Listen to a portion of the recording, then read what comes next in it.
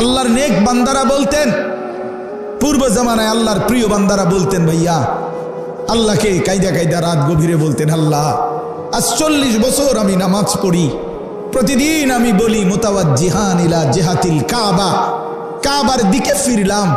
আল্লাহ আমি আর কতদিন বলবো যে কাবার দিকে ফিরলাম, আমি কাবার সামনে দাঁড়াবো না কোনোদিন? আমি আর বলে যাব কতদিন? আপনি আমারে নেবেন কোন দিন? নেবেন কোন দিন? হ্যাঁ, আল্লাহর প্রিয় বান্দারা বলতেন, মাওলা আপনার ঘরে হাজী সাহেবের গুড়ের পোটলার মধ্যে কইরা কত পিঁপড়া আপনার ঘরে চলে গেছে, আমি কে যাব না? আমারে নিবেন না আপনি? আচ্ছা এমনে কইলে মালিক কেমনে সইল? আল্লাহ কবে আরে কি তারে কয়, হেতে কি কয়?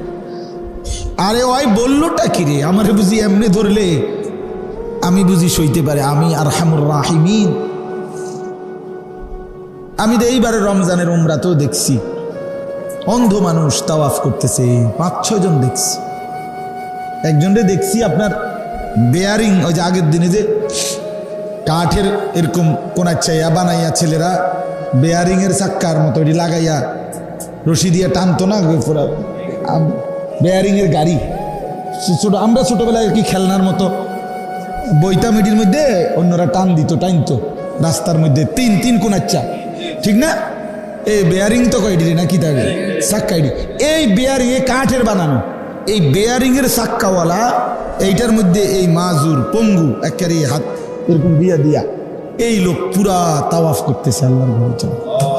আমি কইলাম হায় মাওলা, তুমি তারেও নিয়ে আসছো, এমন মানুষেরও নিয়ে আসলা। তো এই জন্য বললাম ভাইয়া বাপ, হজ্জের এই পবিত্র মাসে দিল থেকে নিয়ত করেন, মাওলা আমি আপনার ঘরে যাব কোন দিন? আমি যাব না কেন? আর বললাম চোখ তৃপ্ত হয় আল্লাহকে, আল্লাহর ঘর দেখলে, রসুলের রওজা দেখলে, ঠিক তেমনি ভাবে জবান তৃপ্ত হয় মালিকের কোরআন পড়লে, রসুলের হাদিস পড়লে, আল্লাহর কথা পড়লে।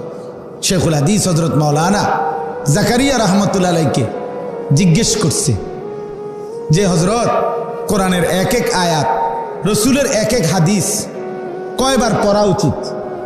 ওনারে জিজ্ঞাসা, উনি বলছে প্রিয়তমের চিঠি কয়বার পড়া উচিত? এটা তাকরিরে বুখারী একটা কিতাব আছে বিনয় দাস উর্দুতে, উনি বলছে ভালোবাসার জন যদি চিঠি দেয়, সে চিঠি কয়বার পড়ে? হ্যাঁ, হিসাব ছাড়া, ঠিক না?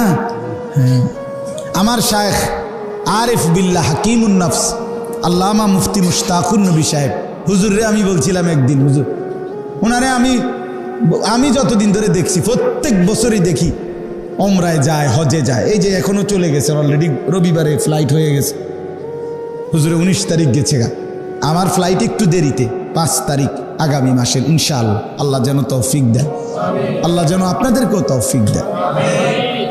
নিয়ত যুবক ভাইয়া, তুমি তো কক্সবাজার দেখার স্বপ্ন দেখো, চলো না একবার আল্লাহর ঘর দেখার স্বপ্ন দেখো, দেখবা ঘর দেখে কক্সবাজারের চাইতেও মজা হবে।